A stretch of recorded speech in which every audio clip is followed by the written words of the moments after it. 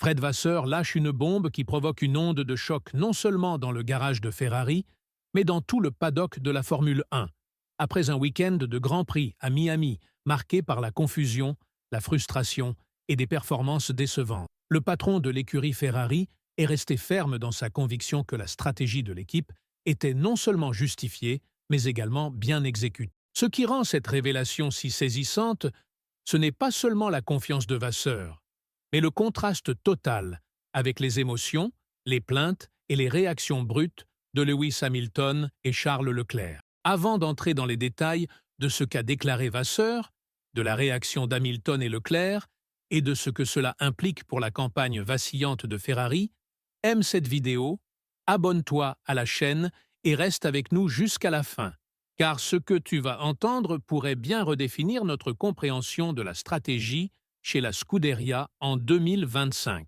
Revenons à Miami, où le week-end de Ferrari s'est effondré non seulement en termes de rythme, mais aussi aux yeux d'un public mondial, exposant une structure stratégique qui commence à montrer des fissures. Le podium d'Hamilton lors de la course sprint avait brièvement ravivé l'espoir que la SF25 avait encore du potentiel. Mais cet optimisme s'est évaporé en moins de 24 heures pendant le Grand Prix. Leclerc et Hamilton ont terminé respectivement à la 7e et à la 8e place. Des résultats corrects sur le papier, mais en réalité, ce fut une course marquée par la confusion, des décisions stratégiques passives et un manque évident de direction. Le véritable drame ne se trouvait pas sur les feuilles de temps, mais dans les communications radio de l'équipe. Hamilton, chaussé de pneus médiums plus performants, a rapidement rattrapé Leclerc et a immédiatement demandé à passer. Son argument était simple. Il avait plus d'adhérence, des pneus plus frais et une courte fenêtre pour combler l'écart avec Kimi Antonelli devant lui. Mais Ferrari n'a pas répondu immédiatement. Il a été invité à rester derrière et à utiliser le DRS. Ce fut le point de rupture. Ce n'est pas un bon travail d'équipe, a-t-il lâché. C'est tout ce que j'ai à dire. 5 tours plus tard, Ferrari a cédé, mais le mal était déjà fait. L'air sale avait surchauffé les pneus d'Hamilton. L'avantage de rythme avait disparu et la Mercedes devant lui était désormais hors de portée. Puis, dans un revirement qui a ajouté à la confusion, Ferrari a ordonné un nouvel échange de position. Cette fois, Leclerc était plus rapide et Hamilton, déjà frustré, a été prié de le laisser passer. « Prends une pause thé pendant que tu y es », a-t-il répliqué sarcastique. Et quand on lui a annoncé que Carlos Sainz revenait derrière, Hamilton n'a pas mâché ses mots. « Vous voulez que je le laisse passer, lui aussi ?» L'ambiance après la course était tout aussi révélatrice. Hamilton a qualifié la situation de chaotique, critiquant le manque de réactivité du mur des stands. « Vous êtes là avec toutes les données », a-t-il dit. « Nous sommes dans la voiture, en pleine lutte, en train de faire des calculs en roulant. Vous devez prendre des décisions plus rapidement. » C'était un appel, non seulement à une meilleure communication, mais à un changement fondamental dans la façon dont Ferrari prend ses décisions. Leclerc, plus calme, partageait toutefois le même ressenti. Il a souligné qu'il n'y avait aucune animosité entre lui et Hamilton, mais n'a pas hésité à pointer les limites de la voiture. La 8e place était le meilleur résultat possible, a-t-il admis. Et c'est là que réside le cœur du problème. Les difficultés de Ferrari dépassent les simples pilotes ou les échanges radio. La SF25 n'est tout simplement pas assez rapide, et les deux hommes le savent. Puis est venue la bombe de Fred Vasseur. S'adressant à Sky Sports et à la presse, le patron de l'équipe Ferrari a défendu les choix faits. Non pas de façon désolée, mais comme une preuve de réussite stratégique. « Nous avons fait du bon travail », a-t-il insisté. « Nous avons laissé Lewis passer, puis nous avons échangé de nouveau. C'était bien exécuté. » À ses yeux, le chaos avait été géré, pas créé. Les pilotes avaient eu leur chance. Le résultat n'était que le fruit de circonstances indépendantes de leur volonté. Mais pour beaucoup, à l'intérieur comme à l'extérieur de l'équipe, ces propos n'ont pas été perçus comme rassurants. Ils ont été ressentis comme du déni. Surtout lorsque Vasseur a ajouté « Nous courons d'abord pour Ferrari, pas pour les individus ». Une déclaration audacieuse, peut-être noble dans l'intention, mais qui passe à côté des nuances de la Formule 1 moderne. Ferrari ne court pas seulement pour Ferrari, elle court aussi pour Hamilton, elle court pour Leclerc. Et si l'un de ces deux pilotes perd confiance dans la capacité de l'équipe à livrer des résultats, les conséquences à long terme pourraient être catastrophiques. Vasseur a affirmé que la confiance était toujours intacte. Il peut me faire confiance, je peux lui faire confiance, a-t-il dit au sujet d'Hamilton. Mais ce genre de paroles n'a de poids que si elles sont suivies d'actions concrètes. Et en ce moment, les décisions de Ferrari sont trop lentes, trop réactives et trop incohérentes pour correspondre aux ambitions de leur duo de stars. La vérité, c'est que ce fiasco de l'échange à Miami n'était pas juste une erreur ponctuelle. C'était le symptôme d'un problème plus profond. Un style de gestion en décalage avec les exigences agressives et adaptatives de la Formule 1 moderne. Dans un championnat où les millisecondes comptent, Ferrari prend encore des minutes pour réagir. Et lorsque ces minutes s'accumulent sur une saison, elles deviennent des podiums manqués, des points perdus et une confiance ébranlée. Si Ferrari espère éviter une nouvelle saison de médiocrité, elle doit agir rapidement, pas seulement avec des évolutions techniques, mais avec une stratégie, une direction et une clarté nouvelle. Les pilotes ont fait leur part.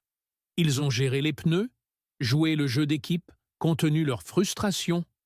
Mais la patience s'épuise. Le Grand Prix de Miami s'est peut-être terminé avec 2 voitures dans les points, mais la véritable histoire s'est écrite entre le mur des stands et les cockpits. Hamilton et Leclerc ont demandé du leadership. Ferrari a répondu avec du retard.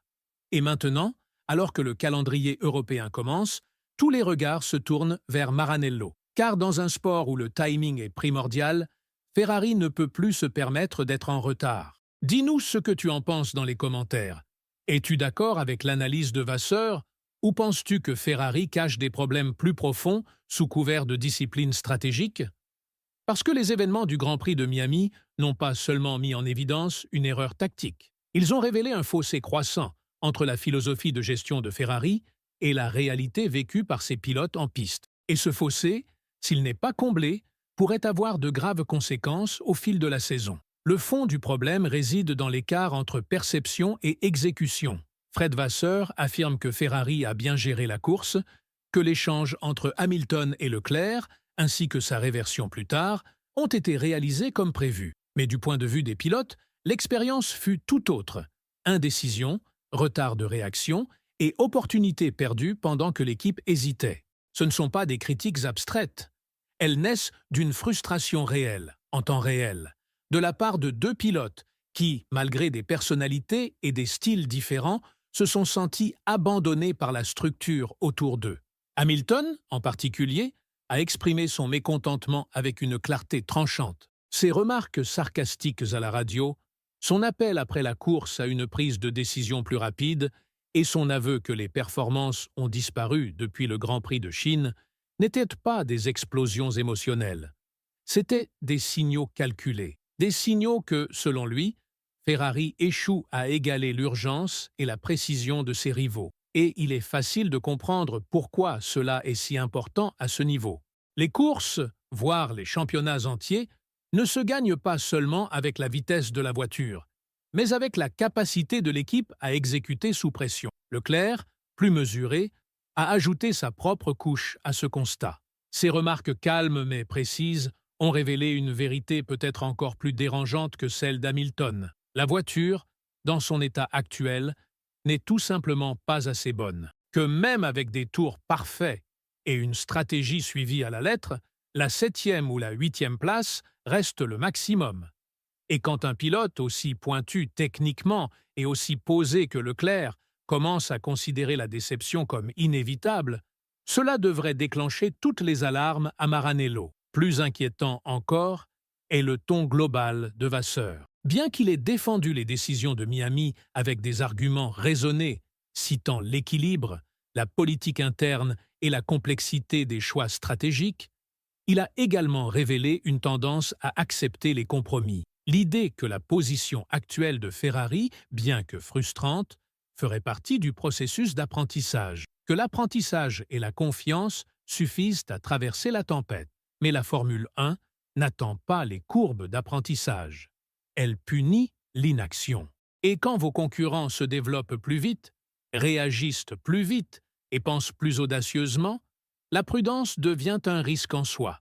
La confiance dont parle Vasseur entre le directeur d'équipe et ses pilotes ne repose pas uniquement sur les intentions. Elle repose sur les résultats. Si les pilotes sentent que leurs performances sont freinées, non pas par leurs rivaux, mais par les hésitations de leur propre équipe, cette confiance s'effrite lentement, mais sûrement. Et une fois perdue, elle est difficile à regagner, surtout dans un environnement aussi intense et scruté que celui de Ferrari. Alors que la saison européenne approche, avec Imola, Barcelone et Monaco en ligne de mire, Ferrari est à un tournant critique. L'équipe peut soit recalibrer son approche, devenir plus décisive, plus agressive, plus cohérente, soit risquer de vivre une saison marquée par des occasions manquées et une frustration interne. Car les pilotes font leur part. Ils poussent la voiture à ses limites, composent avec un mauvais équilibre, des pneus surchauffés et des stratégies compromises. Maintenant, c'est au tour de l'équipe de répondre avec la même intensité. Alors aime cette vidéo,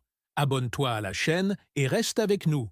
Car si Ferrari continue à brouiller la frontière entre explication et excuse, ce ne seront pas seulement Hamilton et Leclerc qui perdront confiance. Ce sera chaque fan qui espère encore voir Ferrari redevenir un véritable prétendant au titre.